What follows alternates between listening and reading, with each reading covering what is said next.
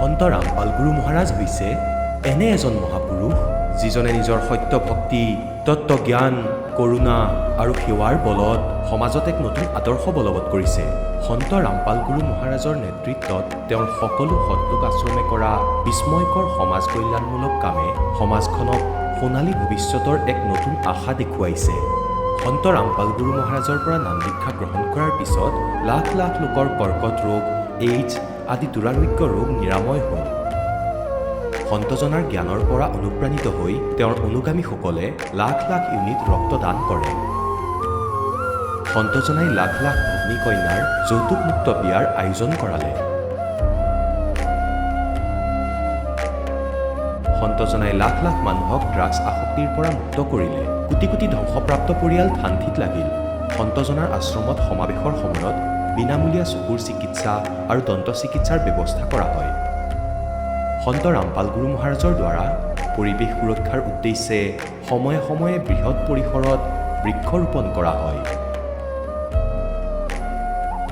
সন্তজনাই আৰ্তজনক তাৎক্ষণিক সকাহ দিবলৈ এম্বুলেন্স সেৱা আৰম্ভ কৰিছে। সন্তজনাই তেওঁৰ অনুগামীসকলক তেওঁলোকৰ শৰীৰ দান কৰিবলৈ অনুপ্ৰাণিত কৰে, যাতে মানৱতাৰ সেৱা আৰু চিকিৎসা ক্ষেত্ৰত উন্নতি কৰিব পৰা যায়।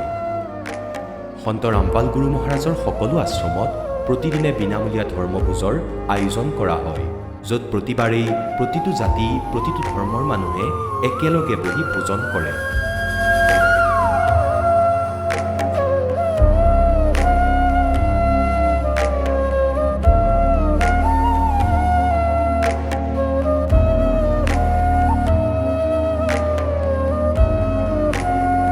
সন্ত ৰামপাল গুৰু মহাৰাজৰ অন্নপূৰ্ণা অভিযানে দৰিদ্ৰ আৰু অসহায় লোকসকলৰ জীৱনত এক নতুন শক্তি আৰু আশাৰ সঞ্চাৰ কৰিছে।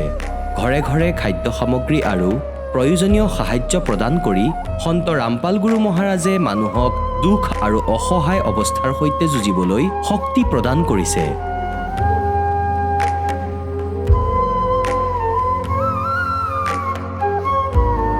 দৰিদ্ৰ লোকসকলৰ বাবে ঘৰ নিৰ্মাণ কৰা সন্ত ৰামপাল গুৰু মহাৰাজৰ অসাধাৰণ কাৰ্যই এনে এক নিদৰ্শন দাঙি ধৰিছে, যি যুগ যুগ ধৰি সন্তজনাৰ উদাৰতা আৰু দয়াৰ প্ৰতীক হিচাপে জনাজাত হৈ ৰ'ব।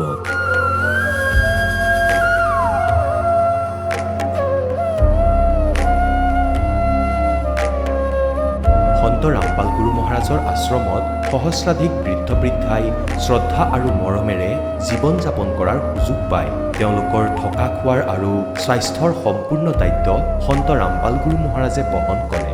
অনাথ শিশুৰ বাবে সন্ত ৰামপাল গুৰু মহাৰাজৰ সকলো আশ্ৰম বিশেষ বৰদানতকৈ কম নহয়, য'ত তেওঁলোকক শিক্ষা, সংস্কাৰ আৰু ভৱিষ্যতৰ বাবে উন্নত সুবিধা প্ৰদান কৰা হয়। বানপানী, ভূঁইকঁপ বা মহামাৰী যিয়েই নহওক, সন্ত ৰামপাল গুৰু মহাৰাজ আৰু তেওঁৰ অনুগামীসকল সদায় আৰ্তজনৰ বাবে আগৰণুৱা হৈ থাকে। ক'ভিড মহামাৰীৰ সময়ত সন্ত ৰামপাল গুৰু মহাৰাজৰ আশ্ৰমৰ পৰা কোটি কোটি লোকক খাদ্য, ঔষধ আৰু জীৱন ৰক্ষক সামগ্ৰী যোগান ধৰা হৈছিল। দুখীয়াক সকাহ কৰাই হওক বা যিকোনো শোষিত বা নিপীড়িত শ্ৰেণীৰ অধিকাৰ আৰু মৰ্যাদাৰ বাবে যুঁজ দিয়াই হওক, সন্ত ৰামপাল গুৰু মহাৰাজে সদায় তেওঁলোকৰ সকলো ন্যায্য দাবী চৰকাৰৰ ওচৰলৈ লৈ গৈছে আৰু তেওঁলোকক উপযুক্ত ন্যায় প্ৰদানৰ ক্ষেত্ৰত গুৰুত্বপূৰ্ণ ভূমিকা পালন কৰি আহিছে। সমাজত আধ্যাত্মিক আৰু সামাজিক মূল্যবোধৰ প্ৰতি সজাগতা অনাৰ প্ৰতিটো পদক্ষেপতে সন্ত ৰামপাল গুৰু মহাৰাজ মানৱতাৰ প্ৰকৃত সেৱক হিচাপে প্ৰমাণিত হৈছে। সন্ত ৰামপাল গুৰু মহাৰাজৰ জীৱনে আমাক শিকাইছে যে প্ৰকৃত সেৱা সেইটোহে যিটো নিস্বাৰ্থভাৱে কৰা হয়। আহক আমিও এই মহান সন্তজনৰ এই মহান সেৱাৰ কামত যোগ দিওঁ আৰু সন্ত ৰামপাল গুৰু মহাৰাজৰ পৰা নাম দীক্ষা লৈ আমাৰ জীৱন ধন্য কৰি তোলোঁ।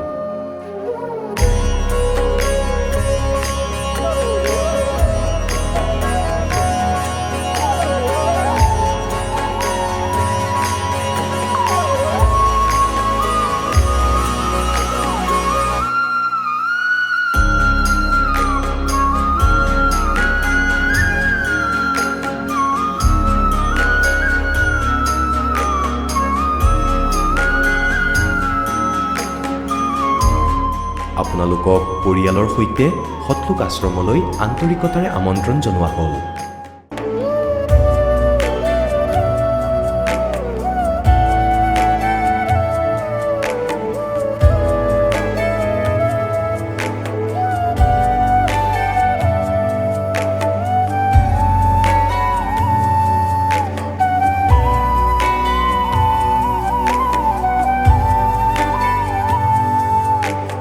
পূৰ্ণ পৰমাত্মাক পাবলৈ আৰু তেওঁৰ পৰা প্ৰকৃত লাভ প্ৰাপ্ত কৰিবলৈ পবিত্ৰ বাইবেলত প্ৰমাণ আছে যে প্ৰভুৱে মানুহক নিজৰেই স্বৰূপত সৃষ্টি কৰিলে, 6 দিনত সৃষ্টি ৰচনা কৰি 7ম দিনত বিশ্ৰাম লৈছিল।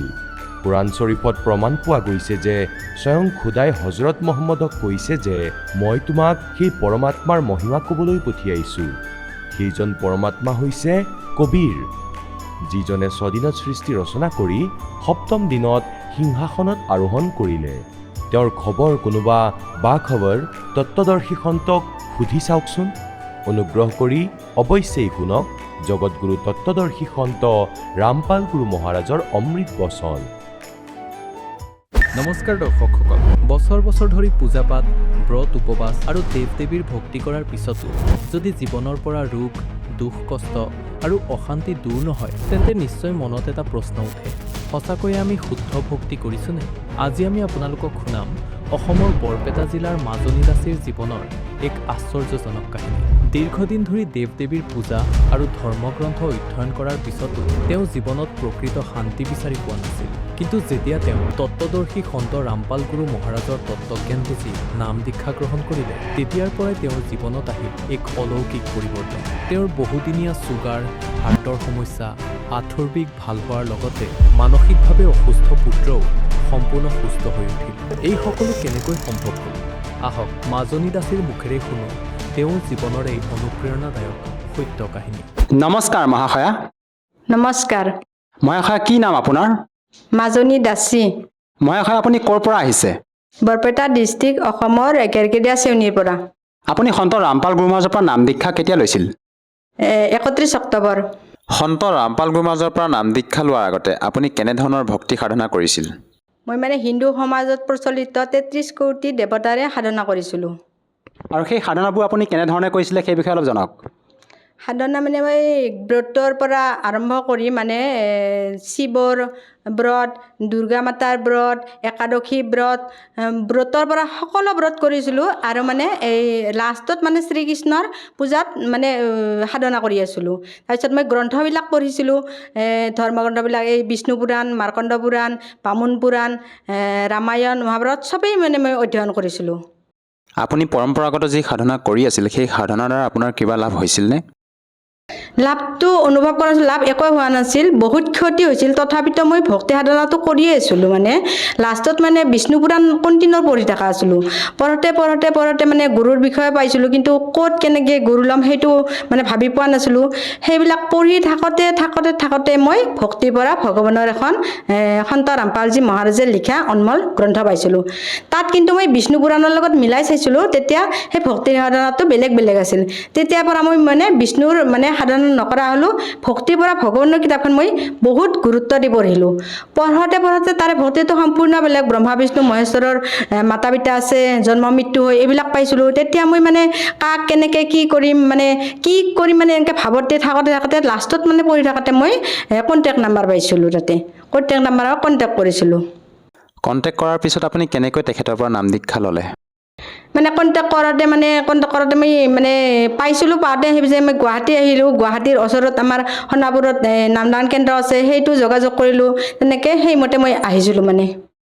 বৰ্তমান আপুনি যি সাধনা কৰি আছে, ইয়াৰ দ্বাৰা কি লাভ হৈছে? সন্ত ৰামপালজী মহাৰাজৰ ওচৰত অহাৰ দিনাখনৰ পৰাই মই লাভ পাইছিলোঁ। আৰু কি কি লাভ পাইছে সেই বিষয়ে অলপ জনাওকচোন। আগতে মোৰ হাই প্ৰেছাৰ আছিল, চুগাৰ আছিল, তাৰপিছত ভৰিৰ বিষ আছিল, মোৰ হাৰ্টৰো অকণমান আছিল প্ৰব্লেম। তাৰোপৰি টোপনি নহা আছিল, মোৰ দিনে ৰাতিয়ে মোৰ টোপনি নাহে। মই বহুত দেখুৱাইছিলোঁ, নিচাৰ টেবলেট মোক খাব দিছিল, তথাপিতো মোৰ টোপনি নাহে। তেতিয়া ডক্টৰে ওচৰত কি নিচাৰ টেবলেট খায়ো টোপনি নাহে, পূৰা ৰাতি মোৰ টোপনি নাহে। তাৰপিছত মই দীক্ষা লোৱাৰ দিনাখনৰ পৰা মোৰ লাহে লাহে আঁঠুৰ বিষটো নোহোৱা হৈছে। তাৰপিছত মই অনুভৱ কৰা নাছিলোঁ। তাৰপিছত মোৰ এই টোপনিটো আৰম্ভ হৈ গৈছে। তাৰপিছত মই যেতিয়া লাহে লাহে লাহে লাহে মই ভক্তি সাধনাত নাহিলোঁ, সৎসংগ শুনা কৰিলোঁ। মই সৎসংগ দিনত 3 বাৰকৈ সদায় শুনোতে শুনোতে মোৰ জ্ঞানটো হৈ গ'ল। তেতিয়া মই অনুভৱ কৰিছিলোঁ, এই ভক্তি সাধনা কৰিলে লাভ হয় এনেকুৱা। তেতিয়া মই কণ্টিনিউ সৎসংগটো শুনি আছিলোঁ আৰু ভক্তিটো মই বহুত গুৰুত্ব দিছিলোঁ। তেতিয়াৰ পৰা মোৰ সকলো লাভ হোৱাৰ আৰম্ভ হৈ গৈছিল। সন্ত ৰামপাল গুৰু মহাৰাজে এনেকুৱা কি ভক্তি বিধি প্ৰদান কৰে যাৰ দ্বাৰা আপুনি উপকৃত হৈছে?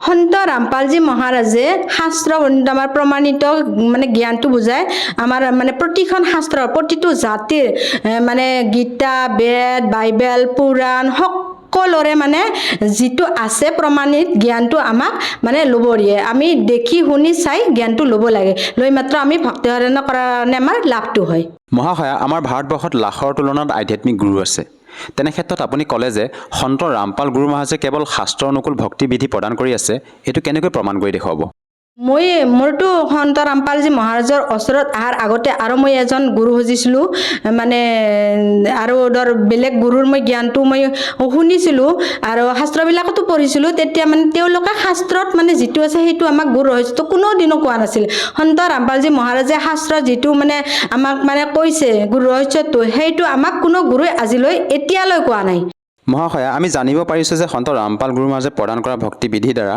নিচা সেৱন কৰাৰ দৰে বদ অভ্যাসো ত্যাগ কৰিব পাৰি এই কথাষাৰ কিমান দূৰ সত্য এজন সাধাৰণ সন্তৰ পৰা নাম দীক্ষা লৈ নিচা ত্যাগ কৰাটো কেনেকৈ সম্ভৱ মই মানে ওপৰে লোৱা দিনাখনৰ পৰা আমাৰতো তিৰোতা মানুহৰ বাৰু মদ খোৱা কিবা খোৱা এইবিলাক অভ্যাস নাই আমাৰতো হিন্দু সমাজৰ মদটো বহুত ডাঙৰ বস্তু সেইটো মানে ভক্তি সাধনা কৰিলে এই ভক্তি সাধনা কৰিলে বিশেষ কৰি মদ বাং বিড়ি চিগাৰেট মাছ মাংস মানে সকলো নিজে নিজে ত্যাগ হৈ যায় এই আৰম্ভৰ দিনাখনৰ পৰাই নিজে নিজে নাখায় যিমানে মদ খোৱা মানুহ হ'লেও মদটো নিজে নিজে ত্যাগ হৈ যায় আৰু মোৰ নিজৰ ল'ৰাও মদ নাখায় সঁচা কথা কিন্তু মাংসটো মানে নহ'লে একো নোখোৱা আছিল মানে মাংসটো ইমানে প্ৰিয় মাংস নহ'লে খাই সুদা ভাত দিছে এনেকৈ কয় কিন্তু মানে মানসিকভাৱে অলপ দুৰ্বল আৰু এইটো মানে মাজত ৰহি গৈছে মোৰ মানে ইমান ৩৩ কোটি দেৱতা পূজা কৰাৰ পিছতো মোৰ ল'ৰা ঠিক হোৱা নাছিল মানসিকভাৱে অলপ দুৰ্বল কিন্তু এতিয়া মানে তেওঁ নিজেও দীক্ষা লৈছে আৰু তেওঁ মানে ঠিক হৈছে এতিয়া ঠিক হৈ মাত্ৰ মাছ মাংসৰ কথা কেতিয়াও মোৰ আগত আজিলৈকে উলিওৱা নাই নাখায় আপুনি কি কৰে মই এজন অংগনবাড়ী টিচাৰ হয় মোৰ হাজবেণ্ডেও CRPFত কাম কৰে মহাশয়া আপুনি সন্ত ৰামপাল গুৰু মহাৰাজৰ পৰা নাম দীক্ষা লৈ বিভিন্ন প্ৰকাৰে লাভ পাইছে আৰু এনেকুৱা বহু লোক আছে আমাৰ সমাজত এনেকুৱা দৰিদ্ৰ বহু লোক আছে যিসকলে নেকি আৰ্থিক দুৰ্বলতাৰ বাবে চিকিৎসা কৰিব পৰা নাই বিভিন্ন মাৰাত্মক ৰোগত আক্ৰান্ত হৈ আছে মৃত্যুৰ সৈতে যুঁজি আছে সেইসকল ভুক্তভোগী লোকক আপুনি কি বাৰ্তা দিব খোজে যাতে তেওঁলোকেও আপোনাৰ দৰে উপকৃত হ'ব পাৰে তেওঁলোকে মানে এই ভক্তি কৰিলে সন্ত ৰামপালজী মহাৰাজে লিখা ধৰ্মগ্ৰন্থ এখন আৰু আমাৰ মানে যিকেইখন ধৰ্মগ্ৰন্থ আছে সেইবিলাক মিলন কৰি চাওক সেই জ্ঞানটো লওক জ্ঞানটো লৈ মানে সৎসংগ বিশেষ কৰি শুনক শুনাৰ পিছত সেই জ্ঞানটো লৈ ভক্তি কৰিলে আমাৰ নিচিনা মই যেনেকৈ ৩৩ কোটি দেৱতা সাধনা কৰিও মোৰ কোনো ধৰণৰ লাভ হোৱা নাছিল দিনক দিনে মোৰ বিশৃংখল মানে দেহাৰ মানে সেই বেমাৰত পৰিছিলোঁ সকল ফালৰ পৰা আৰ্থিক মানে সব ফালৰ পৰা মই সমস্যাত ভুগি আছিলোঁ সেই সমস্যা মোৰ এতিয়া মানে এই নাম লোৱাৰ পৰাই মোৰ দিনক দিনে মানে লাভ হৈ আহি আছে গতিকে যদি এই ভক্তি কৰে মানে এই সাধনাটো লয় তেতিয়া সকলোৰে নিশ্চয় লাভৱান হ'ব আৰু লাভৰ লগতে আমাৰ আচলতে কি মুক্তি হ'ব আমি সতলোক প্ৰাপ্ত হ'ম সতলোক কি হয় সতলোক হ'ল অমৰ স্থান সতলোক এনেকুৱা এখন মানে ঠাই আমাৰ মানে য'ত গ'লে আমি পুনৰ এই পৃথিৱীলৈ ঘূৰি আহিব নালাগে জনৰ মৰণৰ পৰা আমি ৰক্ষা পাব পাৰোঁ মুক্তি পাওঁ আমি মহাশয়া শেষত আপোনাৰ পৰা আৰু এষাৰ কথা জানিব বিচাৰিম যিহেতু আমাৰ ভাৰতবৰ্ষত যৌতুক এক কুপৰম্পৰা প্ৰচলিত হৈ আছে এই কুপৰম্পৰাৰ বাবে আমাৰ মহিলাসকলক হেয় দৃষ্টিৰে চোৱা হয় ভ্ৰূণ হত্যা কৰা হয় এই ক্ষেত্ৰত আপুনি এগৰাকী মহিলা হিচাপে কি ক'ব বিচাৰে যে যৌতুক প্ৰথা বৰ্তমান যি চৰকাৰেও ইয়াক নিৰাময় কৰিব পৰা নাই যাক নেকি সন্ত ৰামপাল গুৰু মহাৰাজৰ সৎভক্তিৰ দ্বাৰা নিৰাময় কৰিবলৈ সক্ষম হৈছে এই ক্ষেত্ৰত আপুনি কি বাৰ্তা দিব বিচাৰে সেইটোতো বহুত ভাল পদক্ষেপ লৈছে তেওঁলোকে য'ত নেকি আমাৰ মন্ত্ৰী MLA সকলে এইটো মানে আমাৰ কেতিয়াও কৰিব পৰা নাছিল আজি সন্ত ৰামপালজী মহাৰাজে যিটো ভক্তি সাধনা প্ৰদান কৰিছে সেইটো ভক্তি সাধনা কৰিলে আমাৰ সকলে মানে এই যৌতুক প্ৰথাটো বন্ধ হৈ যায় আৰু আমাৰ কৰিও আছে আৰু সেইটো মানে এতিয়াহে সফল হৈছে ইমান যুগে যুগে কেতিয়াও সফল হোৱা নাছিল যে সন্ত ৰামপালজী মহাৰাজৰ এই ভক্তিত নিজে নিজে সফল হৈ গৈছে এইটো বহুত ভাল পদক্ষেপ লৈছে এইটো বুলি নহয় ৰক্তদান পৰা সকলোখিনি বহুত ভাল মানে এই প্ৰেৰণ কৰি আছে সন্ত ৰামপালজী মহাৰাজে মহাশয় আপুনি সন্ত ৰামপাল গুৰু মহাৰাজৰ পৰা নাম দীক্ষা লৈ বিভিন্ন প্ৰকাৰে লাভ পালে যদিহে অসমৰ কোনো লোকে সন্ত ৰামপাল গুৰু মহাৰাজৰ পৰা নাম দীক্ষা ল'ব খোজে সহজভাৱে কেনেকৈ ল'ব পাৰিব সন্ত ৰামপালজী মহাৰাজৰ ওচৰত এতিয়া কোনো ধৰণৰ সমস্যা নহয়। আমাৰ টিভি চেনেলৰ প্ৰত্যেকটা চেনেলতে এপছতে মানে ফেচবুক, টুইটাৰ, মানে প্ৰত্যেকটা ইউটিউব, প্ৰত্যেকটা চেনেলতে আমাৰ সৎসং আহে। সৎসংগৰ তলত মানে হালধীয়া পটিৰ এটা ফোন নম্বৰ থাকে। সেই ফোন নম্বৰক কণ্টেক্ট কৰি ওচৰতে নজিকতে মানে আমাৰ নামদান কেন্দ্ৰ থাকে প্ৰত্যেক জিলাৰ, তাত মানে কণ্টেক্ট কৰিলে ধুনীয়াকৈ মানে যোগাযোগ কৰিব পাৰি আৰু নামদাম লৈ এই ভক্তি সাধনা আৰম্ভ কৰিব পাৰি। আৰু তেতিয়া মোৰ নিচিনা মই যেনেকৈ 33 কোটি দেৱতা সাধনা কৰি অকল লাভ পোৱা নাছিলোঁ, এতিয়া পাইছোঁ, সেনেকৈ সকলোৱে এই মানে লাভ পাব পাৰে। ধন্যবাদ। ধন্যবাদ। দৰ্শকসকল, আপোনালোকে শুনিলে সন্ত ৰামপাল গুৰু মহাৰাজৰ পৰা নাম দীক্ষা প্ৰাপ্ত কৰি সুখী হোৱা ভকতৰ অনুভৱ। এতিয়া চাওক জগতগুৰু তত্ত্বদৰ্শী সন্ত ৰামপাল গুৰু মহাৰাজৰ মংগল প্ৰবচন। গতিকে ইয়াক ব্ৰহ্ম গিভেন বুলিও কোৱা হয়, গীতা আৰু এই বেদক। গতিকে 40 নম্বৰ অধ্যায়ৰ 15 নম্বৰ শ্লোকত তেওঁ নিজেই কৈছে যে মোৰতো এটা ওম নাম আছে, আৰু 17তো এইটোৱে স্পষ্ট কৰিছে যে মোৰতো এক ওম নাম আছে, আৰু সেই পৰমাত্মা গুপ্ত। পুৰুষ মানে পৰমাত্মা, পূৰ্ণ ব্ৰহ্ম, ওপৰত থাকে, তেওঁ গুপ্ত। এয়া চাব, যজুৰ্বেদখন ল'লোঁ, ঋগ্বেদখন থৈ দিলোঁ, আৰু মহৰ্ষি দয়ানন্দ সৰস্বতী সেয়াই হয় সৰ্বদেশিক আৰ্য প্ৰতিনিধি সভা। 2:5 মহৰ্ষি দয়ানন্দ ভৱন, ৰামলীলা মৈদান, নতুন দিল্লীৰ পৰা। যজুৰ্বেদ আৰ্য ভাষ্য, মহৰ্ষি দয়ানন্দ সৰস্বতী। মুদ্ৰক হ'ল প্ৰিন্স অফছেট প্ৰিণ্টাৰ্ছ, 1500 পততিহজ দৰিয়াগঞ্জ, নতুন দিল্লীৰ পৰা। ইয়াৰ পৰা ছপা। যজুৰ্বেদৰ অন্তিম অধ্যায় 40 নম্বৰ। ইয়াত টোটেল 40টা অধ্যায় আছে, 40 অনলি। আৰু ইয়াত 40 নম্বৰ অধ্যায়ত 17টা মন্ত্ৰ আছে, আৰু ইয়াত সম্পূৰ্ণ যজুৰ্বেদৰ প্ৰায় নিষ্কৰ্ষই আছে। এতিয়া চাব, এয়া যজুৰ্বেদৰ 40 নম্বৰ অধ্যায়। 40 নম্বৰ অধ্যায়ৰ এয়া 15 নম্বৰ মন্ত্ৰত বেদ জ্ঞানদাতাই কৈছে कि वायु अनिलम अमृतम अथिदम भस्मांतम शरीरम ओम कर्तो समर किलबे समर कर्तुम समर। ओम नाমৰ জপ কাম কৰি কৰি স্মৰণ কৰা। কিলবে মানে অন্তৰৰ পৰা আবেগৰ সৈতে স্মৰণ কৰা, আৰু কৰ্তব্য মানে নিজৰ মূল কৰ্তব্য বুলি জানি মনুষ্য জীৱনৰ ওম নামৰ স্মৰণ কৰা। এয়াতো ব্ৰহ্মলৈকে দিয়া সাধনা। অৰ্বায়ু আলিলম অমৃতম অথিদম ভস্মান্তম শৰীৰম, অৰ্থাৎ যেতিয়া আপোনাৰ প্ৰাণ সমাপ্ত হ'ব তেতিয়া এই ওম নামৰ জপেৰে যিমান অমৃতও অৰ্থাৎ আপোনাৰ যিমান গতি হ'বলগীয়া আছিলে সিমান হ'ব। এতিয়া ইয়াৰ প্ৰমাণ আপোনালোকে শ্ৰীমদ ভাগৱত গীতাৰ অধ্যায় নম্বৰ 8 শ্লোক নম্বৰ 13 পাব, যে গীতাৰ জ্ঞানদাতাও এই ব্ৰহ্মই হয়। শ্ৰীকৃষ্ণৰ ভিতৰত প্ৰৱেশ কৰি কৈ আছে, তেওঁ কৈ আছে যে ओम इति एकाक्षरम ब्रह्म व्यवहारण माम अनुसमरण यह प्रयाति तजन्देहम स याति परमाम गतिम। মাম ব্ৰহ্ম, মই ব্ৰহ্মৰ। এতিয়া ইয়াত এইটো কনচেপ্টটো ক্লিয়াৰ কৰিব লাগিব। পুণ্যাত্মাসকল, আজিলৈকে এই লোকবেদ দন্ত কথা শুনি শুনি আমি কলা হৈ গৈছোঁ, আমি মূৰ্খ হৈ গ'লোঁ। এই জ্ঞানকেই কমপ্লিট বুলি মানি ল'লোঁ যে যি শুনিছোঁ সেয়াই ফাইনেল। সকলোৱে ভ্ৰমিত, একো স্থিৰ নহয়। কোনোবাই যদি কাৰোবাক কিবা কয় তেন্তে ঠিকেই আছে বুলি কয়। এনেকুৱাও হয় কাৰণ আমি নিজেই নিজৰ সদগ্ৰন্থৰ সৈতে পৰিচিত নহয়। আৰু এই দাসৰ উদ্দেশ্য হ'ল যে আপোনালোকৰে সদগ্ৰন্থৰ সৈতে পৰিচিত কৰা, ইয়াৰ মাষ্টৰ বনাই দিওঁ, যাতে আপোনালোক ভ্ৰমিত নহয়। যেনেকৈ শ্ৰীমদ ভাগৱত গীতাৰ অধ্যায় নম্বৰ 2 শ্লোক নম্বৰ 53 কৈছে যে অৰ্জুন, যেতিয়া ভিন্ন ভিন্ন প্ৰকাৰৰ ভ্ৰমিত কৰিব বিচৰা বচনৰ পৰা, জ্ঞানৰ পৰা তোমাৰ বুদ্ধি আঁতৰি এটা পৰমতম জ্ঞানৰ সৈতে স্থিৰ হৈ যাব, সেই পৰমাত্মাৰ জ্ঞানত স্থিৰ হৈ যাব, তেতিয়া তুমি যুগৰ বাবে প্ৰাপ্ত হ'বা, তেতিয়াহে তুমি ভগত হ'বা, অৰ্থাৎ ভক্তিৰ যোগ্য হ'বা। গতিকে যেতিয়ালৈকে আপুনি ভ্ৰমিত হৈ আছে, কোনোবাই যদি কিবা কৈ সেইটো মানি লয়, যি কয় মানি লয়, গতিকে তেতিয়ালৈকে ভগত হ'ব নোৱাৰা, আপুনি সফল হ'ব নোৱাৰে। গতিকে দাসে বিচাৰে যে আপোনালোকৰ সকলো ভ্ৰম আৰু অজ্ঞানতা আঁতৰাই এটা পৰমতম সেই তত্ত্বজ্ঞানত স্থিৰ কৰি দিওঁ, যাৰ বাবে আপোনালোকক পৰমাত্মাই শিক্ষিত কৰিছে, আপোনালোকৰ ওপৰত দয়া কৰিছে। আৰু দ্বিতীয়টো দয়া কি কৰিছে, আপোনালোককে ইনষ্ট্ৰুমেণ্ট দিছে, ইলেক্ট্ৰনিক এই প্ৰজেক্টৰ CD টেলিভিছন মিডিয়া এয়া ইলেক্ট্ৰনিক মিডিয়া এয়া আপোনালোকৰ বাবে তৈয়াৰ কৰিছে পৰমাত্মাই যাতে আপোনালোকে ঘৰত বহি সৎসংগ বুজিব পাৰে বেদক জানিব পাৰে আৰু সকলো সৎগ্ৰন্থক বুজিব পাৰে আৰু যেতিয়ালৈকে আপোনালোকে স্বয়ঙেই নিশ্চয় কৰি সৎগ্ৰন্থবোৰ নাচায় নাজানে তেতিয়াই কালি যিমানবোৰ ভ্ৰমিত কৰিব বিচৰা সন্ত পঠিয়াইছে সিহঁতে এনেকৈ আপোনালোকক মিছগাইড কৰি উদ্দেশ্যৰ পৰা বঞ্চিত কৰি দিব গতিকে এতিয়া দাসে বিচাৰে যাতে এওঁলোক সফল নহওক আপোনালোক শিক্ষিত পুত্ৰ পুত্ৰী ভাই ভনী সকলো শিক্ষিত আৰু সৎগ্ৰন্থ আমাৰ লগত আছে গতিকে এতিয়া এইটো বুজক যে আপোনালোকৰ জীৱনৰ উদ্দেশ্য কি হয় সেয়া বুজি পাব সৎসংগৰ পৰা জীৱনৰ মনুষ্য জীৱনৰ উদ্দেশ্য হ'ল মুক্তি পোৱা ইয়াত ঘৰ বনোৱা মহল বনোৱা গাড়ী কিনা এয়া নহয়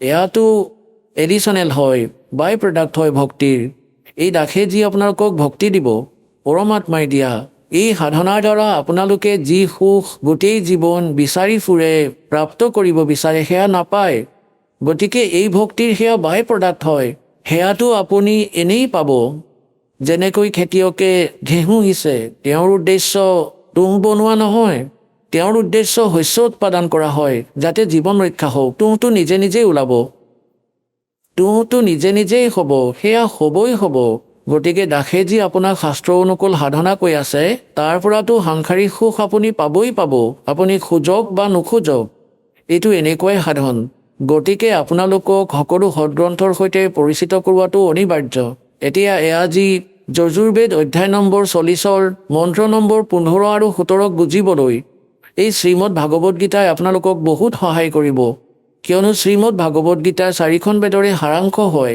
আৰু চিম্পল লেংগুৱেজত আছে বেদতকৈও চিম্পল লেংগুৱেজত আছে এয়া গতিকে এইখন আমি চাব এয়া শ্ৰীমদ ভাগৱত গীতা প্ৰেছ গৌৰৱপুৰৰ পৰা প্ৰকাশিত জয়দয়াল গোবিন্দকা ইয়াৰ অনুবাদক হয় গীতা প্ৰেছ গৌৰৱপুৰৰ পৰা এয়া প্ৰকাশিত এতিয়া আপোনালোকক দেখুৱাম অষ্টম অধ্যায়ৰ 13 নম্বৰ শ্লোক এয়া চাব অধ্যায় নম্বৰ 8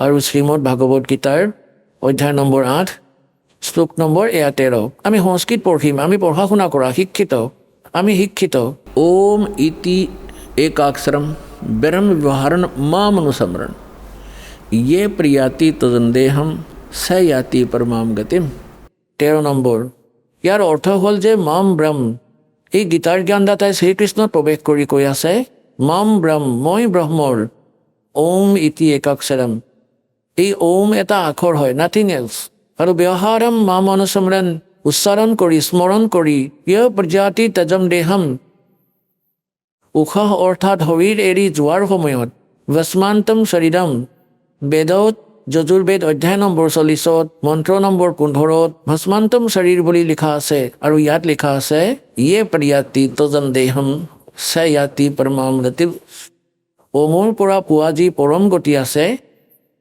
এয়া এই ধৰণে প্ৰাপ্ত হ'ব মই ব্ৰহ্মৰ মাম ব্ৰহ্ম মই ব্ৰহ্মৰ ওম ইতি একাক্ষৰম ওম এটা আখৰ হয় স্মৰণ কৰি উচ্চাৰণ কৰি স্মৰণ কৰি ইয় প্ৰজাতি তজম দেহম যে শৰীৰ এৰি যায় স ইয়াতি পৰমাম গতিম তেওঁ পৰম গতি প্ৰাপ্ত কৰে ওমৰ পৰা পোৱা পৰম গতি ওমৰ পৰা পোৱা পৰম গতি কি ব্ৰহ্মলোক প্ৰাপ্ত হয় কাৰণ এয়া ব্ৰহ্মৰ স্মৰণ মন্ত্ৰ আৰু অষ্টম অধ্যায় 16 নম্বৰ শ্লোকত গীতাত লিখা আছে যে ব্ৰহ্মলোকলৈ যোৱা প্ৰাণীও পুনৰ জন্ম মৃত্যুলৈ আহে তেওঁলোকেও পূৰ্ণ মুক্তি প্ৰাপ্ত নকৰে এই কনচেপ্ট আজি ইমানেই ক্লিয়াৰ কৰিব লগা আছিল যে এই ওম মন্ত্ৰ এয়া ব্ৰহ্মৰ আৰু গীতাৰ জ্ঞানদাতা অষ্টম অধ্যায়ৰ 1ত অৰ্জুনে প্ৰশ্ন কৰিছে যে আপুনি সপ্তম অধ্যায়ৰ 29 নম্বৰ শ্লোকত যি তৎব্ৰহ্মৰ জ্ঞান দিছিলে সেই তৎব্ৰহ্ম কোন হয় যাক জানি প্ৰাণী কেৱল জৰা আৰু মৰণৰ পৰা অৰ্থাৎ বৃদ্ধাৱস্থাৰ দুখ আৰু মৃত্যুৰ পৰা সাৰি যোৱাৰেই চেষ্টা কৰে গতিকে কিম তৎব্ৰহ্ম যাক জনাৰ পিছত প্ৰাণীয়ে এই সংসাৰৰ কোনো বস্তুৰে ইচ্ছা নাৰাখে গীতাৰ জ্ঞানদাতাই অষ্টম অধ্যায় 3 নম্বৰ শ্লোকত কৈছে যে তেওঁ পৰম অক্ষৰ ব্ৰহ্ম অৰ্থাৎ গীতাৰ জ্ঞানদাতাতকৈ অন্য তেওঁ সুপ্ৰিম পাৱাৰ গতিকে শ্ৰীমদ ভাগৱত গীতাৰ অধ্যায় নম্বৰ 15 শ্লোক 1ৰ পৰা 4লৈকে 16 আৰু 17 স্পষ্ট কৰিছে সম্পূৰ্ণ ব্ৰহ্মাণ্ডৰ এক স্থিতিৰ কথা কৈছে যে ওলোটাকৈ ওলমি থকা সংসাৰৰূপী বৃক্ষ আছে, ওপৰৰ ফালে যি শিপা আছে সেয়াটো পূৰ্ণ পৰমাত্মা, সকলোৰে ধাৰণ পোষণ কৰোঁতা, তেওঁতো পৰম অক্ষৰ ব্ৰহ্ম। আৰু মাটিৰ পৰা যি বাহিৰত দেখা পোৱা যায় গা গছ, তাৰে শিপাটো পৰোক্ষ হয়, গুপ্ত হয়, হিডেন হয়, লুকাই থোৱা আছে। আৰু বাহিৰত যি দেখা পোৱা যায় তাক বৃক্ষ বুলি কোৱা হয়। গতিকে পৰমাত্মাই আহি তেওঁৰ নিজৰ বাণীতে কৈছে, অক্ষৰ পুৰুষ এডাল গছ আৰু ক্ষৰ পুৰুষ অৰ্থাৎ জ্যোতি নিৰঞ্জন বাকী ডাল অৰ্তিল দেৱা শাখা ইয়ে পাত ৰূপসাৰ। আৰু গছৰ যি শিপা আছে সেয়া গুপ্ত। গতিকে মাটিৰ বাহিৰত যি গা গছ দেখিছে তাক আপুনি অক্ষৰ পুৰুষ বুলি ভাবক, আৰু আগলৈ যি শকত ডাল ওলাইছে তাক ক্ষৰ পুৰুষ বুলি বুজা। তাৰ তিনিটা শাখা আছে, ৰজগুণ ব্ৰহ্মা, শতগুণ বিষ্ণু, তমগুণ শিৱদেৱ ৰূপী এয়া শাখা বুলি বুজক, আৰু পাত ৰূপী আমাৰ এই সংসাৰখন বুলি বুজা। গতিকে বৃক্ষৰ পালন ক'ৰ পৰা হয়? শিপাৰ পৰা, মূলৰ পৰা। গতিকে শ্ৰীমদ ভাগৱত গীতাৰ অধ্যায় নম্বৰ 1 পৰা 4 16 আৰু 17 মন্ত্ৰত এয়া স্পষ্ট কৰিছে। তত্ত্বদৰ্শী সন্তৰ পৰিচয়ো কৈছে যে তত্ত্বদৰ্শী সন্ত সেইজন হ'ব যি এই ওলোটাকৈ ওলমি থকা সংসাৰৰূপী বৃক্ষৰ সকলো বিভাগক ভিন্ন ভিন্নভাৱে বুজাব পাৰিব। আগতে যি পৰমাত্মা আহিছিলে তত্ত্বদৰ্শী সন্তৰ ভূমিকাও তেওঁৱেই কৰি যায়, সেইবাবে তেওঁক প্ৰসিদ্ধ কবি বুলিও কোৱা হয়। লোকোক্তিৰ মাধ্যমেৰে, কবিতাৰ মাধ্যমেৰে জ্ঞান শুনায়। গতিকে তেওঁ 600 বছৰ আগতেই কৈছিলে যে অক্ষৰ পুৰুষ এক পেड़ है और सर्वपुरुष वाकी डार और तीनों देवा शाखा हैं ये पात रूप संसार। এতিয়া শিপাৰ কথা কোনে ক'ব? শিপাকটো তেওঁ গুপ্ত কৰি এৰি দিলে। এই দাসক পঠিয়াইছে সেই শিপাৰ বিষয়ে ক'বলৈ। তেওঁ কবি চাহেব হয়, পৰম অক্ষৰ ব্ৰহ্ম হয়, সেই মূল। গতিকে সেই 15 নম্বৰ অধ্যায়ত গীতাৰ পৰা 4 অৰ্থ হ'ল, গীতাৰ জ্ঞানদাতাই কৈছে যে হে অৰ্জুন, তত্ত্বদৰ্শী সন্তৰ পৰিচয় এয়াই হ'ব যে সংসাৰৰূপী বৃক্ষৰ সকলো পাৰ্টক, সকলো বিভাগক, ভাল ঠেঙুলি, ডাল, পাত, শিপা কোন হয়, যিয়ে ক'ব পাৰিব স্ববেদবিদ তেওঁ তত্ত্বদৰ্শী সন্ত। তাৰ পিছত তত্ত্বদৰ্শী সন্তক প্ৰাপ্ত কৰাৰ পিছত পৰমেশ্বৰৰ সেই পৰম পদক বিচাৰিব লাগে, য'ত যোৱাৰ পিছত সাধক কেতিয়াও সংসাৰলৈ উভতি নাহে। আৰু যি পৰমেশ্বৰে সমগ্ৰ ব্ৰহ্মাণ্ড ৰচনা কৰিছে কেৱল তেওঁৰেই ভক্তি কৰিবা, মোৰো নকৰিবা। যদি পূৰ্ণ মুক্তি বিচাৰিছা, য'ত যোৱাৰ পিছত মানুহ আৰু উভতি নাহে তালৈ যাব বিচাৰা। আৰু আকৌ 15 নম্বৰ অধ্যায়ৰ 16 আৰু 17ত কৈছে তিনিটা পুৰুষ আছে, ক্ষৰ পুৰুষ আৰু অক্ষৰ পুৰুষ। এই ক্ষৰ পুৰুষটো জ্যোতি নিৰঞ্জন কাল হয়, আৰু অক্ষৰ পুৰুষ ডাল বুলি বুজা, যি 7 শংখ ব্ৰহ্মাণ্ডৰ স্বামী হয়। আৰু ক্ষৰ পুৰুষ কেৱল 21 ব্ৰহ্মাণ্ডৰ স্বামী হয়। আৰু তাৰ লগত 3টা শাখা আছে বৃক্ষৰ, সেয়া ৰজগুণ ব্ৰহ্মা, শতগুণ বিষ্ণু, তমগুণ শিৱৰূপী বুলি বুজা। আকৌ 15 নম্বৰ অধ্যায়ৰ 17 নম্বৰ শ্লোকত কৈছে যে উত্তম পুৰুষ তুমি অন্য, পৰমাত্মা এটি উদ্ধাৰ্তে। উত্তম পুৰুষটো কোনো আন হয়, যাক ভগৱান বুলি কোৱা হয়, পৰমাত্মা বুলি কোৱা হয়। তেওঁই 3টা লোকত প্ৰৱেশ কৰি সকলোৰে ধাৰণ পোষণ কৰে। অবিশ্বৰ, তেওঁ অবিনাশী পৰমেশ্বৰ, সকলোৰে ধাৰণ পোষণ তেওঁৱেই কৰে। যেনেকৈ মূলৰ পৰা, শিপাৰ পৰা সকলো গছৰ, বৃক্ষৰ আহাৰ প্ৰাপ্ত হয়, পোহপাল হয়। গতিকে ইয়াত স্পষ্ট কৰিছে। আৰু বহুতে আপোনাক ভ্ৰমিত কৰিব পাৰে যে 15 নম্বৰ অধ্যায়ৰ 18 নম্বৰ শ্লোকত গীতাৰ জ্ঞানদাতাই কৈছে যে মই লোকবেদত পুৰুষোত্তম বুলি প্ৰসিদ্ধ। গতিকে পুণ্যাত্মাসকল তাত তেওঁ কি কৈছে যে মোৰ অন্তৰ্গত যিমানবোৰ প্ৰাণী আছে 21 ব্ৰহ্মাণ্ডত, এওঁলোকতকৈ ময়ে শ্ৰেষ্ঠ, এওঁলোকতকৈ শক্তিশালী হয়, এওঁলোকতকৈ বলৱান হয়, লগতে বুদ্ধিমানো। গতিকে লোকবেদত দন্তকথাৰ আধাৰত মই পুৰুষোত্তম বুলি প্ৰসিদ্ধ। মই পুৰুষোত্তম নহয়, কাৰণ তেওঁ 15 নম্বৰ অধ্যায়ৰ 17 নম্বৰ শ্লোকত স্পষ্ট কৰি দিছে যে পুৰুষোত্তমটো কোনো আন হয়, উত্তল পুৰুষটো অল্য পৰমাত্মা এটি উদ্ধাৰত। গতিকে কোৱাৰ ভাৱ এইটো যে পুণ্যাত্মাসকল, এটাতো 2টা পৰমাত্মা সিদ্ধ হ'ল। গীতাৰ অধ্যায় নম্বৰ 18 শ্লোক নম্বৰ 62 আৰু 64 গীতাৰ জ্ঞানদাতাই স্বয়ং কৈছে যে অৰ্জুন, তুমি সৰ্বভাৱেৰে সেই পৰমেশ্বৰৰ শৰণলৈ যোৱা। সেই পৰমেশ্বৰৰ কৃপাতেই তুমি পৰম শান্তি আৰু সনাতন পৰম ধাম প্ৰাপ্ত কৰিবা। মানে পৰম শান্তি লাগে আৰু শাশ্বত স্থান, যলৈ যোৱাৰ পিছত মানুহ আৰু সংসাৰলৈ উভতি নাহে, সেয়া লাগে। গতিকে সেই পৰমেশ্বৰৰ শৰণলৈ যোৱা, অৰ্থাৎ গীতাৰ জ্ঞানদাতাতকৈ অন্য। আকৌ তেওঁৰ বিষয়ে কৈছে যে 4ৰ্থ অধ্যায়ৰ 32 আৰু 34 নম্বৰ মন্ত্ৰত স্পষ্ট কৰিছে সেই পৰমাত্মা সি নিজৰ মুখ কমলেৰে জ্ঞান দিয়ে, সেয়া তত্ত্বজ্ঞান। তেওঁৰ মুখ কমলৰ দ্বাৰা কোৱা বাণীত, সচিদানন্দ ঘন ব্ৰহ্মৰ বাণীত সেই যজ্ঞৰ তথ্য অৰ্থাৎ ধাৰ্মিক অনুষ্ঠানৰ তথ্য বিস্তাৰিতভাৱে দিছে সেয়া তত্ত্বজ্ঞান। সেই তত্ত্বজ্ঞানক তুমি তত্ত্বদৰ্শী সন্তক সোধা, মই নাজানো। যদি গীতাৰ জ্ঞানদাতাই জানিলে হয় তেন্তে এটা অধ্যায় আৰু বনালে হয়। সেইবাবে তেওঁ কৈ দিছে যে তত্ত্বদৰ্শী সন্তক সোধা। আকৌ কৈছে যে তত্ত্বদৰ্শী সন্তক প্ৰাপ্ত কৰাৰ পিছত 15 নম্বৰ অধ্যায়ৰ 4ৰ্থ শ্লোকত পৰমেশ্বৰৰ সেই পৰম পদক বিচাৰিব লাগে, যলৈ যোৱাৰ পিছত সাধক আৰু সংসাৰলৈ কেতিয়াও উভতি নাহে। 17 নম্বৰ অধ্যায়ৰ 23 নম্বৰ শ্লোকত সেই পৰমেশ্বৰক পোৱাৰ, সেই শাশ্বত স্থানক পোৱাৰ, সেই পৰম ধামক পোৱাৰ বিধি কৈছে। ওম তৎসৎ ইতি নিৰ্দেশ ব্ৰহ্মণে ত্ৰিবিধ সমৰ্থ। সেই সচিদানন্দ ঘন ব্ৰহ্মক পোৱাৰ এই 3 মন্ত্ৰৰ জপৰ নিৰ্দেশ আছে, একেবাৰে ফাইনেল, নাথিং এলছ। গতিকে গীতাৰ জ্ঞানদাতাই নিজৰ নামটো ওম বুলি স্পষ্ট কৰিয়েই দিছে। তৎ আৰু সৎ এয়া সাংকেতিক হয়, এয়া তত্ত্বদৰ্শী সন্তৰ বাবে এৰি দিলে। গতিকে সেই তত্ত্বদৰ্শী সন্ত এই ৰামপাল দাস সতলোক আশ্ৰম বৰবালাৰ জিলা হিচাৰত আছে। মোৰ ওচৰত কমপ্লিট কোৰ্চ আছে। তৎ আৰু সৎ এয়া সাংকেতিক। তৎ এয়া ক্ষৰ পুৰুষৰ মন্ত্ৰ, এয়া অন্য মন্ত্ৰ হয়, তৎ নহয়, অন্য মন্ত্ৰ।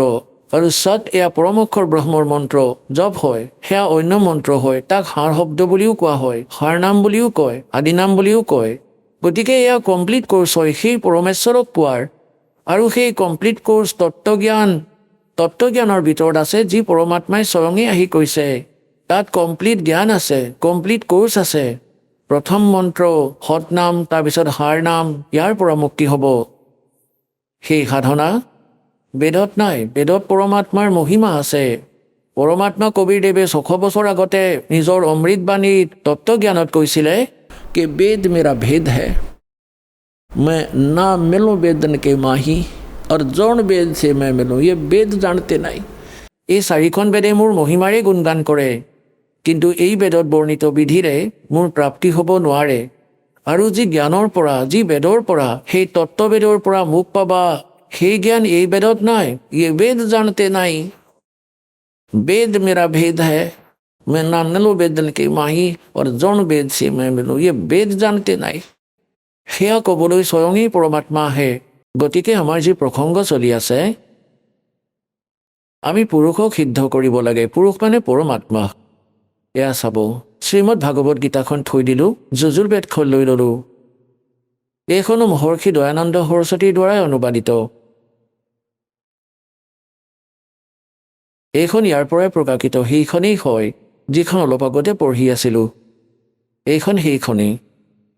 এতিয়া 44 অধ্যায় পঢ়ি আছোঁ, 40 নম্বৰ অধ্যায় যজুৰ্বেদৰ 15 নম্বৰ শ্লোকত আমি পঢ়িছোঁ ওম কৰ্তো সমৰ কলবে সমৰ কৰ্তো সম। এইটো আমি পঢ়িলোঁ, ওম নামৰ জপ কাম কৰি কৰি স্মৰণ কৰা, বিশেষ শ্ৰদ্ধাৰে স্মৰণ কৰা, মনুষ্য জীৱনৰ প্ৰথম কৰ্তব্য বুলি ভাবি স্মৰণ কৰা। বায়ু অনিলম অমৃতম অথ ইদম ভস্মান্তম শৰীৰম। শৰীৰ ভস্ম হ'লে, নষ্ট হ'লে, শৰীৰ এৰাৰ সময়ত আপোনাৰ যি বায়ু প্ৰাণ, যি আপোনাৰ জীৱ, তাত ইমান অমৰত্ব আহি যাব যে সেয়া যি অমৰ পৰা হয়। এতিয়া আমি ইয়ালৈ আহিম 44 অধ্যায় 40 নম্বৰ অধ্যায় 17 নম্বৰ শ্লোকলৈ। এয়া 17 নম্বৰ মন্ত্ৰ।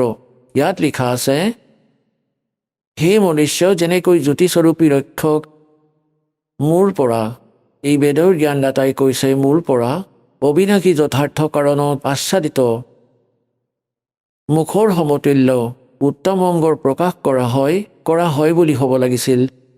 আৰু সেয়া প্ৰাণ অথবা সূৰ্যলোকত পুৰুষে বুলি আছে সংস্কৃতত, পুৰুষ মানে পূৰ্ণ পৰমাত্মা। আমি ইয়াৰ পৰা পুৰুষ সিদ্ধ কৰিবলগীয়া আছিলে, পূৰ্ণ পৰমাত্মা। এটাতে তেওঁ নিজেই কৈ আছে যে মই জ্ঞান দি আছোঁ হে মনুষ্যসকল, কাৰণ জ্যোতিস্বৰূপী ৰক্ষক মোৰ পৰা, এই জ্যোতিস্বৰূপীটো হ'ল কাল, মোৰ পৰা যি অবিনাশী যথাৰ্থ কাৰণত আচ্ছাদিত মুখৰ তুল্য উত্তম অংগৰ প্ৰকাশ কৰা হয়, অৰ্থাৎ জ্ঞান দিয়া হয়, যি সেয়া বেদৰ জ্ঞানদাতাই কৈছে, যি সেয়া প্ৰাণ অথবা সূৰ্যমণ্ডলত যি পূৰ্ণ পৰমাত্মা আছে, তেওঁতো পৰোক্ষ হয়। ইয়াত হয় লিখিব লাগিছিল, এহেম। ইয়াত কৈছে এহেম, আছ আহেম। ওম খম ব্ৰহ্ম। খম মানে ব্ৰহ্মলোক ৰূপী দিব্য আকাশত ব্ৰহ্ম থাকে, আৰু এয়া মূল ওম নাম। এহেম মানে মই আকাশৰ তুল্য ব্যাপক ব্ৰহ্ম নিলিখিলে মই ব্ৰহ্ম হয় আৰু মোৰ ওম নাম মই তাৰ ওম সকলোৰে ৰক্ষক যি মই তেওঁৰ এনেকুৱা নাম জানো এনেকুৱা ওম লিখিব লাগিছিলে মোৰ ওম নাম বুলি জানা এয়া খেলি মেলি কৰিছে ইয়াৰ পৰা সিদ্ধ হ'ল যে বেদৰ জ্ঞানদাতাই কৈ আছে যে মোৰটো ওম নাম হয় সেই পৰমাত্মা পুৰুষ মানে পূৰ্ণ পৰমাত্মা তেওঁ গুপ্ত তেওঁ অন্য তেওঁ পৰোক্ষ এতিয়া আমি ইয়াত আহোঁ ঋগ্বেদ মণ্ডল নম্বৰ 9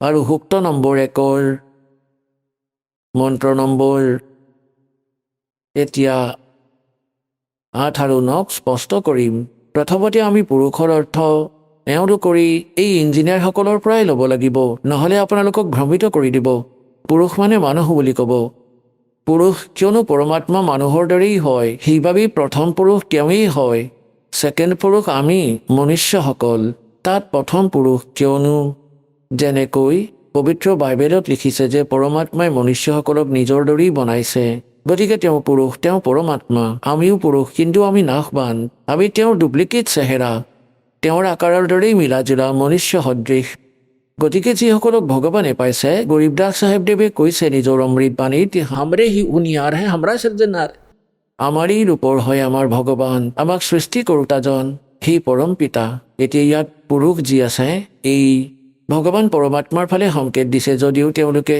খেলি মেলি কৰিব বিচাৰিলে ইয়াত পুৰুষ লিখিব আৰম্ভ কৰিলে পৰমাত্মা বুলি লিখা বন্ধ কৰিলে আমাক মূৰ্খ সজাবলৈ তেওঁলোক জনতাৰ নাশক এওঁলোকে সংস্কৃতটো নিশ্চয় জানিছিলে কিন্তু আধ্যাত্মিক জ্ঞান নাছিলে এওঁলোক কালৰ দূত হয় লাগিলে তেওঁ মহৰ্ষি দয়ানন্দই হওক বা তেওঁৰ যিমানবোৰ শিষ্য আছে যিসকলে এইখন অনুবাদ কৰিছে এই বেদবোৰৰ তেওঁলোকেই ভ্ৰমিত আৰু সমাজকো যথাৰ্থ জ্ঞান দিব নোৱাৰিলে অথবা আজিলৈকে যিমানবোৰ ঋষি মহৰ্ষি আহিলে তেওঁলোকৰ যথাৰ্থ জ্ঞান নাছিল কেৱল সেইসকল যিসকলক পৰমাত্মাই নিজৰ পৰিচয় দিছে নিজৰ সাক্ষাৎকাৰ কৰালে সৎলোকলৈ লৈ গ'ল আকৌ এৰি দিলে সেই মহাপুৰুষসকলৰ বাহিৰে আৰু কাৰো লগতে আধ্যাত্মিক জ্ঞান নাছিল এতিয়া সেই জ্ঞান এই দাসক দিছে পৰম পিতাই ইয়াৰ লাভ লোক এতিয়া চাওক এতিয়া আমি আহিলোঁ ঋগ্বেদ মণ্ডল নম্বৰ 9 সূক্ত 1 মন্ত্ৰ নম্বৰ 6লৈকেতো এওঁলোকে পৰমাত্মাই লিখিলে হাতত তেওঁলোকে পুৰুষ লিখা আৰম্ভ কৰিলে সেই পুৰুষক সেই পৰমাত্মাক বুলি লিখিব লাগিছিল তম মানে সেই পৰমাত্মা সেই পুৰুষ বুলি লিখি দিলে কি কথা হ'ল ইয়াত খেলি মেলি কৰিলে এতিয়া পুৰুষ মানে পৰমাত্মাই আপোনাক পূৰ্ণ পৰমাত্মা আমি ইয়াক পূৰ্ণ পৰমাত্মা বুলি ক'ম সেই পূৰ্ণ পৰমাত্মাক উগ্ৰগতিয়ে প্ৰেৰণা কৰে মানে যেতিয়া সংসাৰত হাহাকাৰ লাগি যায় আৰু আধ্যাত্মিক গুৰুসকল যেতিয়া অজ্ঞানী হৈ যায় তেওঁলোকৰ উদ্দেশ্য কেৱল জনতাক ঠগাই হয় হাহাকাৰ লাগি যায় সকলো প্ৰাণী দুখী হৈ যায় তেতিয়া পৰমাত্মাও দুখী হৈ যায় কাৰণ আমি তেওঁৰ সন্তান তেওঁ আমাৰ পিতা গতিকে আপোনজনৰ দুখ আপোনজনেহে বুজে গতিকে পৰমাত্মাই সেই উগ্ৰগতিৰ দ্বাৰাই প্ৰেৰিত হৈ 600 বছৰ আগতে পৰমাত্মা আহিছিল জ্ঞান কৈ থৈ গৈছিল একেবাৰে শান্তি হৈ গৈছিল সমাজত এতিয়ালৈকে চলি আছে কোনো লুটপাত নাছিলে মৰমেৰে বাস কৰিছিলে কোনোবাই কাৰোবাক দুখ দিয়াৰ আগতে ভয় কৰিছিলে ভগৱানক এতিয়া জুই লাগি গৈছে সকলোতে সমগ্ৰ বিশ্বতে মায়া দেখা গৈছে না কোনো লাজ থাকিল না চৰম থাকিল না ভগৱানৰ ভয় থাকিল এতিয়া সেই শান্তিক পুনৰ স্থাপন কৰিবলৈ আৰু ভক্তিক পৰমাত্মাই আগতেই এই বচন কৈ থৈছিলে যে যেতিয়া কলিযুগৰ 5500 বছৰ অতিক্ৰম হ'ব তেতিয়া মই মোৰ দাসক পঠিয়াম তেওঁক পূৰ্ণ জ্ঞান দিম এনেইতো ভগৱানে স্বয়ং আহিম বুলিয়েই কৈছিলে 12 নম্বৰ পন্থত গৰীব দাসৰ পন্থত পৰমাত্মা নাহিলে গতিকে পৰমাত্মাই দাসক পঠিয়ালে সম্পূৰ্ণ স্পিৰিচুৱেল নলেজ আৰু পাৱাৰ দি পৰমাত্মাই নিজৰ শক্তি দি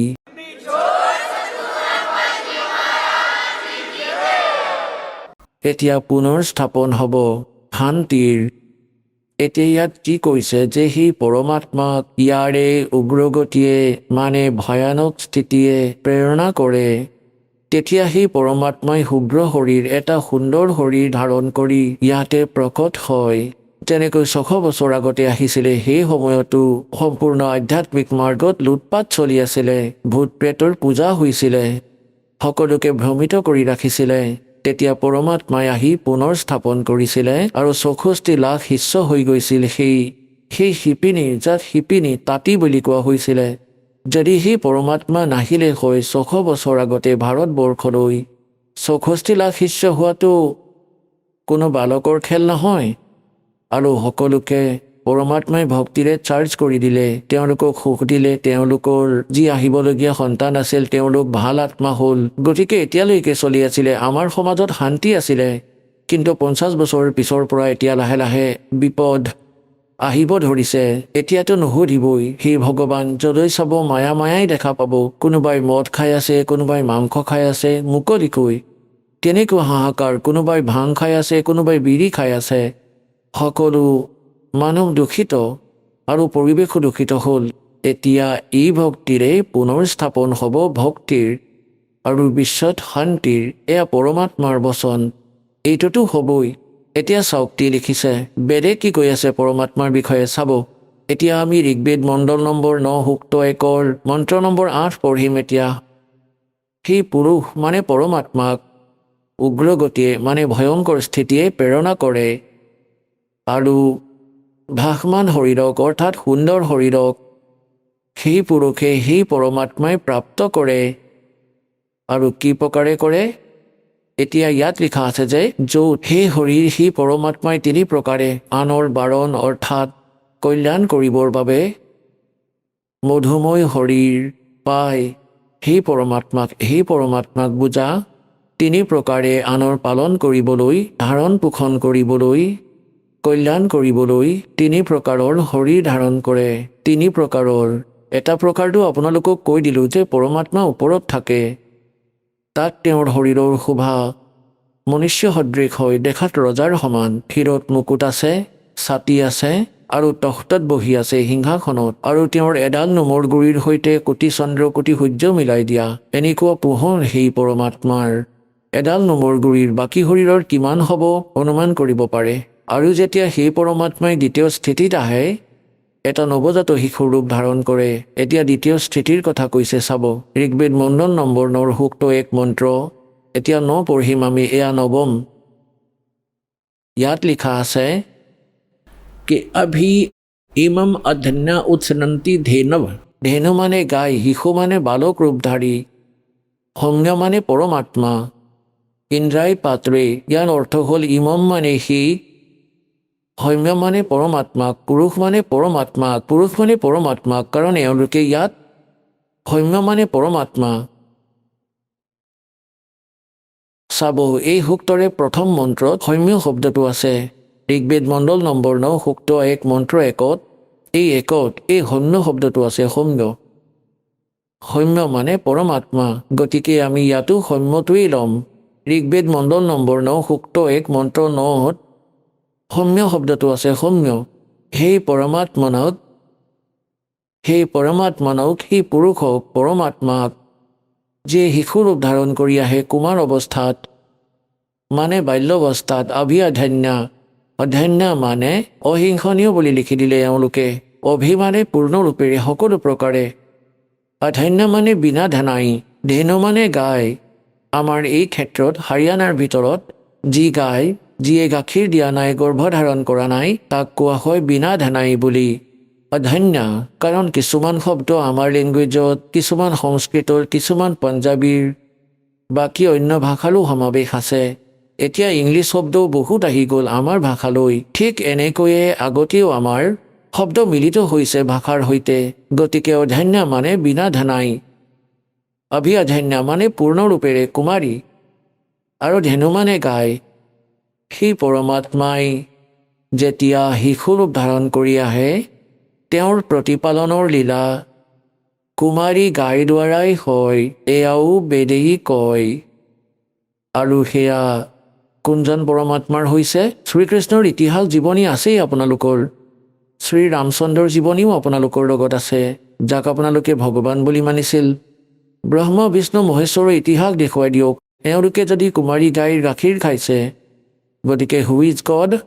কবিৰ ইজ গড। আৰু কোন কবিৰ? যিয়ে কাশীলৈ আহিছিলে শিপিনী তাঁতী হৈ। এতিয়া চাওক, এতিয়া আমি পঢ়ি আছোঁ ঋগ্বেদ মণ্ডল নম্বৰ 9 সূক্ত 1 মন্ত্ৰ 9 সেই পৰমেশ্বৰক শিশুম যিয়ে শিশুৰূপ ধাৰণ কৰি আহে। অভিধন্যা, ইয়াক আমি পঢ়িম কুমাৰী বুলি।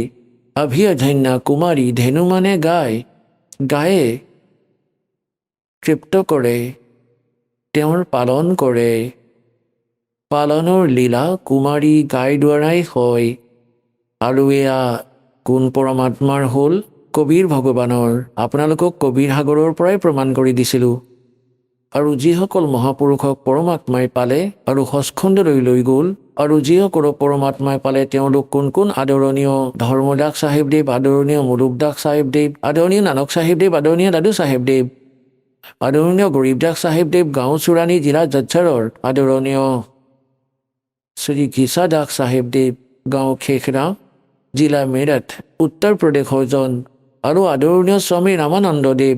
আহক আমি এতিয়া সেই শ্ৰদ্ধালুসকলৰ অনুভৱবোৰ জানো, যিসকলে জগতগুৰু তত্ত্বদৰ্শী সন্ত ৰামপাল গুৰু মহাৰাজৰ পৰা দীক্ষাপ্ৰাপ্ত কৰিছে তথা তেওঁ কোৱা ভক্তিমাৰ্গ এওঁলোকে অৱলম্বন কৰি আছে। নমস্কাৰ দৰ্শকসকল। যদি মানুহে শাস্ত্ৰবিধি ত্যাগ কৰি মনে সজা আচৰণ কৰে, তেন্তে তেওঁ যিমানেই ভক্তি সাধনা নকৰক কিয় লাভৰ ঠাইত হানিয়ে হয়। নেপালৰ দাৰ্চুলা জিলাৰ নিবাসী যোগেন্দ্ৰ চন্দ্ৰৰ কাহিনীও কিছু তেনেকুৱাই। যোগেন্দ্ৰ চন্দ্ৰ আৰু তেওঁৰ সম্পূৰ্ণ পৰিয়ালে ব্ৰহ্মা, বিষ্ণু, মহেশ তথা দেৱী দুৰ্গাৰ ভক্তি সাধনা কৰি আহিছিল। কিন্তু ইয়াৰ পিছতো লাভৰ সলনি তেওঁলোকৰ জীৱনত লোকচান হৈ আছিল। তেওঁ মানসিক আৰু শাৰীৰিকভাৱে অত্যন্ত পীড়িত আছিল। পৰিস্থিতি ইমানেই বেয়া হৈ পৰিছিল যে তেওঁ আত্মহত্যা কৰাৰ সিদ্ধান্ত লৈছিল। কিন্তু সৌভাগ্যক্ৰমে তেওঁ সন্ত ৰামপাল গুৰু মহাৰাজৰ শৰণ লাভ কৰে, যাৰ পিছত তেওঁৰ জীৱন সম্পূৰ্ণৰূপে সলনি হৈ যায়। আহক জানো যোগেন্দ্ৰ চন্দ্ৰই কিয় নিজৰ পৰম্পৰাগত ভক্তি সাধনা ত্যাগ কৰি সন্ত ৰামপাল গুৰু মহাৰাজৰ শৰণ গ্ৰহণ কৰিলে। শুনো আহক যোগেন্দ্ৰ চন্দ্ৰৰ কাহিনী তেওঁৰ নিজৰ মুখেৰে। নমস্কাৰ ছাৰ। নমস্কাৰ ছাৰ। ছাৰ, কি নাম আপোনাৰ? যোগেন্দ্ৰ চন্দ। যোগেন্দ্ৰ, আপুনি ক'ৰ পৰা আহিছে? মই গাঁও লালি, জিলা দাৰ্চলা, মহাকালী অঞ্চল, নেপালৰ বাসিন্দা। যোগেন্দ্ৰ, আপুনি ৰামপালদেৱ মহাৰাজৰ পৰা নাম দীক্ষা কেতিয়া লৈছিলে? 1/11/2010 মই সন্ত ৰামপালদেৱ মহাৰাজৰ পৰা নাম উপদেশ লৈছিলোঁ। ছাৰ, সন্ত ৰামপালদেৱ মহাৰাজৰ পৰা নাম দীক্ষা লোৱাৰ আগতে আপুনি কিবা ভক্তি সাধনা কৰিছিলনে? হয়, মই হনুমান দেৱৰ 22 বছৰলৈকে মই সাধনা কৰিছিলোঁ আৰু লগতে ব্ৰহ্মা, বিষ্ণু, মহেশ আৰু মা দুৰ্গাৰ আৰু ভাগৱতীৰ পূজা কৰিছিলোঁ, য'ত আমি প্ৰতিবাৰে মাহত বা বছৰত প্ৰতিবাৰেই বলি দিছিলোঁ।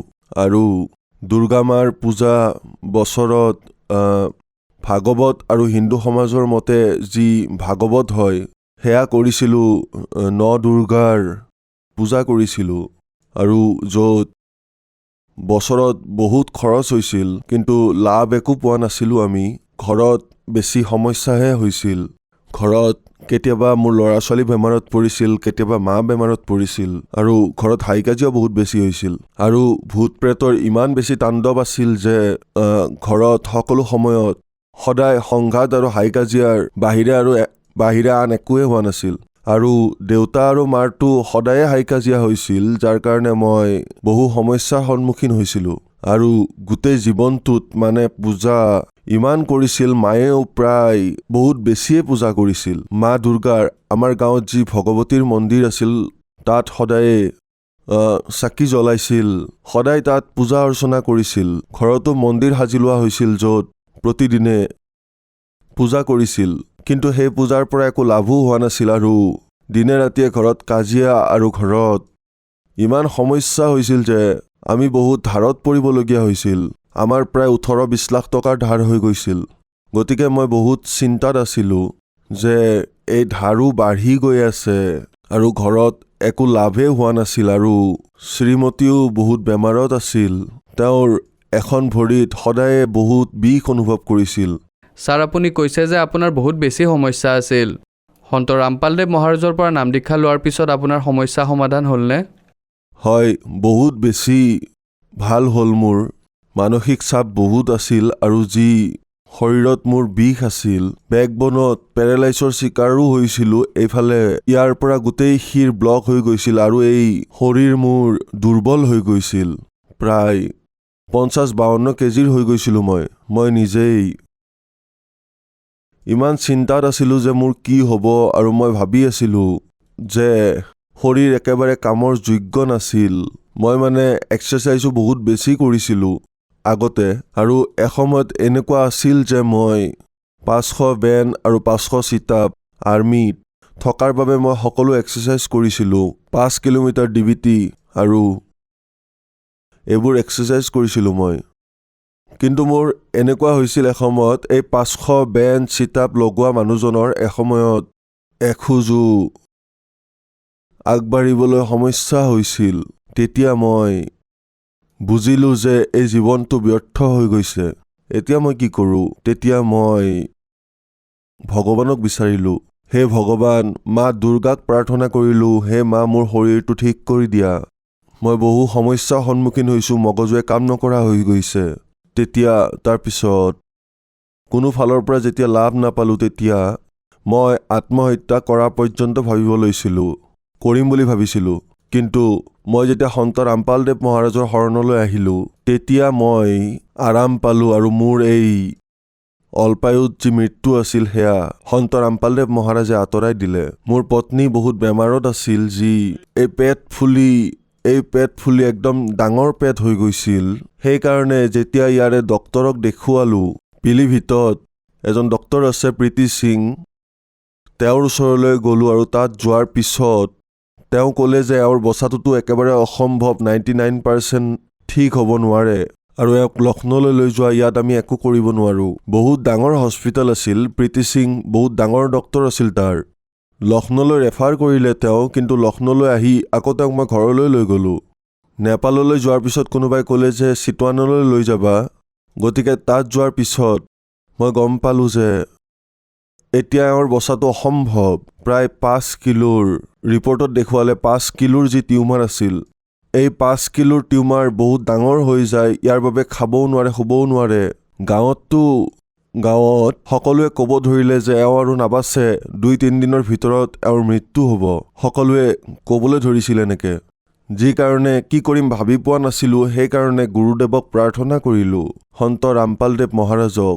গতিকে গুৰুদেৱৰ দয়াৰে গুৰুদেৱে ক'লে যে পুত্ৰ ঠিক হৈ যাব, পৰমাত্মাই দয়া কৰিব বুলি ক'লে। সেই টিউমাৰ অপাৰেশ্যনৰ দ্বাৰা ওলোৱা হ'ল। সেই টিউমাৰ যি 5 কিলো ওজনৰ আছিল, ডক্তৰে চাই যি কৈছিল যে এই 5 কিলোৰ টিউমাৰ এয়া অপাৰেশ্যনেৰেও ঠিক কৰিব নোৱাৰি, তেনেকৈ কৈ তেওঁলোকে ৰেফাৰ কৰি দিছিল।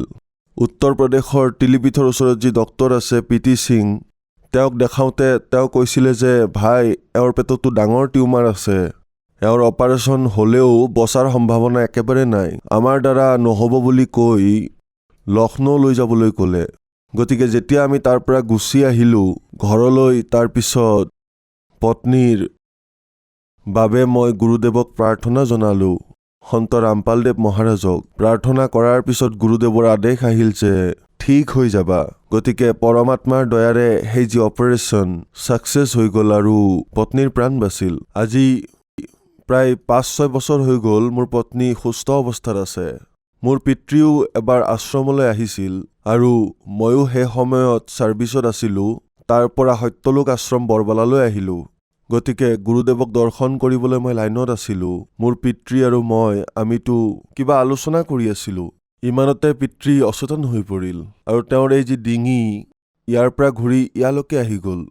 গতিকে পিছত বহু দেৰিলৈকে এইবোৰ চলি থাকিল। গুৰুদেৱৰ দৰ্শন কৰি আমি যেতিয়া গুচি আহিলোঁ, তেতিয়া এয়া কালৰ বহুত ডাঙৰ এটেক আছিল। তাত বহুত বেছি তেওঁৰ সমস্যা হ'বলৈ ধৰিলে। ডিঙি একেবাৰে ইয়াৰ পৰা ঘূৰি একেবাৰে বেকা হৈ গ'ল। আমি তাত কান্দিব ধৰিলোঁ, চিঞৰিব ধৰিলোঁ। তেতিয়া মই গুৰুদেৱক প্ৰাৰ্থনা জনালোঁ। সেই সময়তে গুৰুদেৱৰ দৰ্শন হ'ল আৰু গুৰুদেৱে আদেশ দিলে যে ঠিক হৈ যাব, চিন্তা নকৰিবা বুলি ক'লে। আৰু অমৃত জল বিচাৰিলোঁ। যেতিয়া অমৃত জল দিলে, পিতৃৰ যি ডিঙি একেবাৰে বেকা হৈ আছিল সেয়া চিধা হৈ গ'ল। আৰু তাতেই যি আশ্ৰমত নৰ্মেল হস্পিটেল ফাৰ্ষ্ট এডৰ বাবে বনাই থোৱা হয়, সাধাৰণ চিকিৎসা কৰাৰ পিছত পিতৃ আজি একেবাৰে সুস্থ। আমাৰ ঘৰত যি পিশাচৰ পূজা কৰা হৈছিল, বংশৰ সকলো মানুহ আহিছিল আৰু সেই পিশাচৰ পূজা বছৰত এবাৰ কৰা হয়, য'ত মায়েও তাতে বহুত বেছি কাম কৰিছিল আৰু ঘৰত শান্তিৰ বাবে সকলো কাৰ্য কৰা হৈছিল। কিন্তু এই পূজাৰে একো লাভ হোৱা নাছিল। ঘৰত আৰু বেছি সংঘাত হাই কাজিয়া হ'ব ধৰিছিল। আৰু মোৰ নিজৰো প্ৰেতৰ বাধা আছিল, যিয়ে শৰীৰত একেবাৰে কম্পন সৃষ্টি কৰিছিল। যেতিয়া সন্ত ৰামপালদেৱ মহাৰাজৰ পৰা নাম উপদেশ ল'লোঁ তেতিয়া লাভ হ'ল। এবাৰ ঘৰত লেট্ৰিন বাথৰুম বনাবলৈ আমি গাঁত খান্দি থৈছিলোঁ, য'ত ল'ৰা ছোৱালীয়ে তাত নৰ্মেল কাম, সৰু সুৰা কাম কৰি আছিল। তেতিয়া মোৰ একেবাৰে সৰু ল'ৰাই ত্ৰিদেৱ, যি তালৈ গৈ পালে, ওপৰত যি লোহা ৰখা আছিল সেয়া তাৰ মূৰত পৰি গ'ল।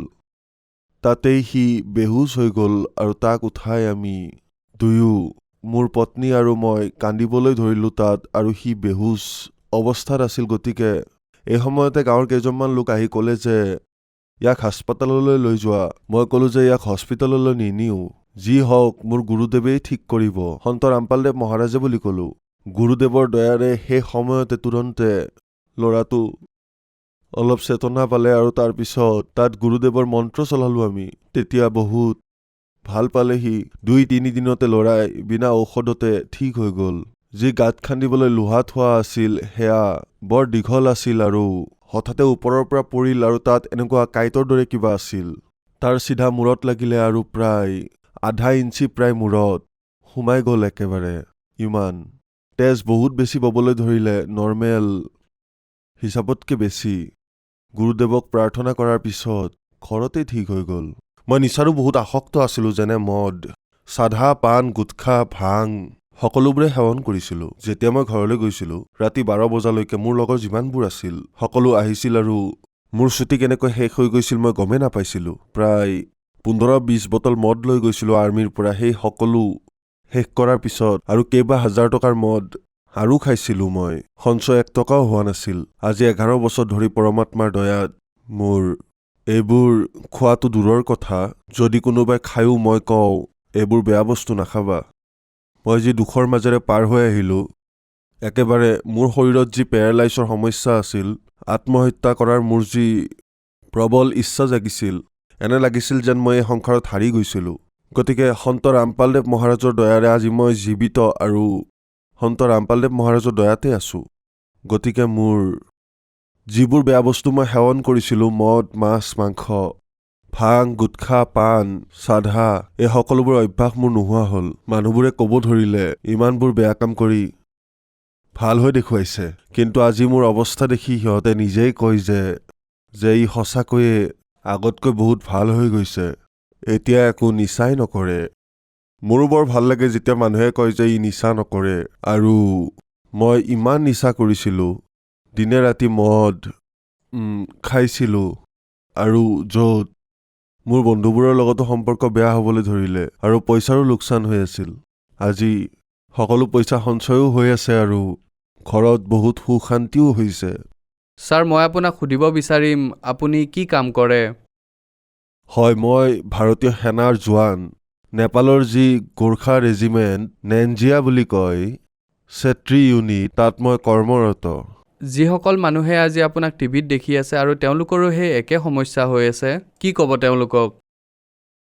দাসে বাৰ্তা কি দিব পাৰে? মই এয়া প্ৰাৰ্থনা কৰিব পাৰোঁ যে যি ধৰণে মোৰ ঘৰত এই দুখৰ পাহাৰ ভাঙি পৰিছিল আৰু মোৰ লগতো এই সমস্যাবোৰ হৈ আছিল, মই নিজেই আত্মহত্যা কৰা কথা পৰ্যন্ত ভাবিব লৈছিলোঁ। আজি যদি মই সকলো ফালৰ পৰা সুসম্পন্ন হৈ যদি দুয়োজনে, মোৰ পত্নীও টিচাৰ আছিল আৰু মই নিজেও আৰ্মিত আছিলোঁ, দুয়োজনে কাম কৰাৰ বাবে পইচাৰো অভাৱ নাছিল।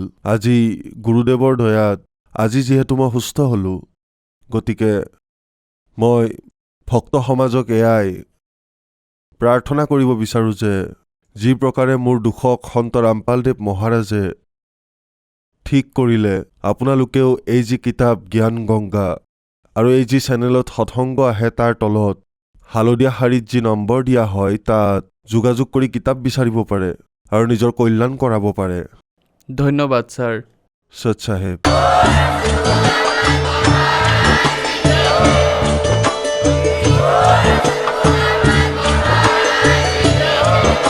আপুনি শুনি আছিলে জগতগুৰু তত্ত্বদৰ্শী সন্ত ৰামপাল গুৰু মহাৰাজৰ মংগল প্ৰবচন।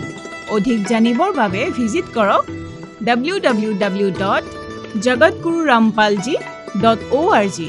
সন্ত ৰামপাল গুৰু মহাৰাজৰ শুভ আশীৰ্বাদত সমগ্ৰ বিশ্বতে 500তকৈ অধিক নাম দীক্ষা কেন্দ্ৰ আছে, য'ত সন্ত ৰামপাল গুৰু মহাৰাজৰ দ্বাৰা বিনামূলীয়াকৈ নাম দীক্ষা দি থকা হৈছে।